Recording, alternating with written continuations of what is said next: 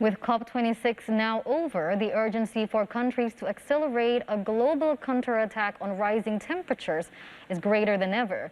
Scientists in Denmark are searching for clues to our warming planet's future by studying ice from the past. VOA's Arash Arabasadi has more.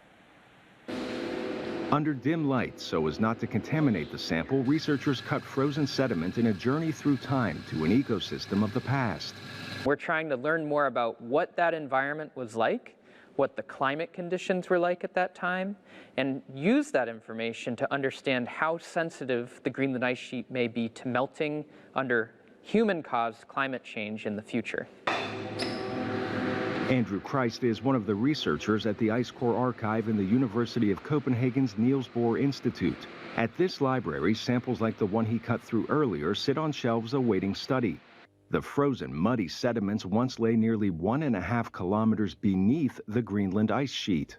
U.S. scientists drilled them out in the 1960s as part of an effort to establish a military base there. Experts say those deep samples are the only ones worth studying. All the meteorological measurements and atmospheric measurements humans have done in the last 100 years or so are already influenced by climate change that is human-caused.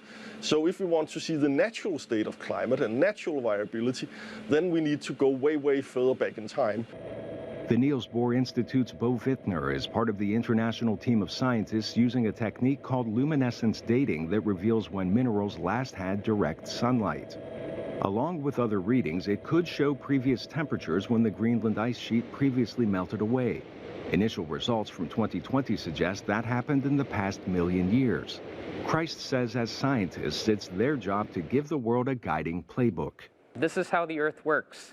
If you add too much carbon to the atmosphere, it's going to get too warm, you're going to melt the ice sheets, you're going to change weather patterns, and it's going to make life very difficult for us as humans.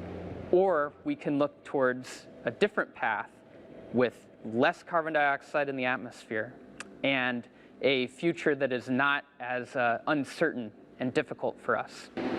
Laid end to end, the frozen samples here would stretch more than 20 kilometers. Researchers keep them constantly chilled in freezers at -30 degrees Celsius. According to a study published in 2020, Greenland lost a record amount of ice in 2019, yielding enough water to cover California under 1.25 meters of water. It is estimated that if all of that ice were to melt, sea levels would rise by more than 6 meters.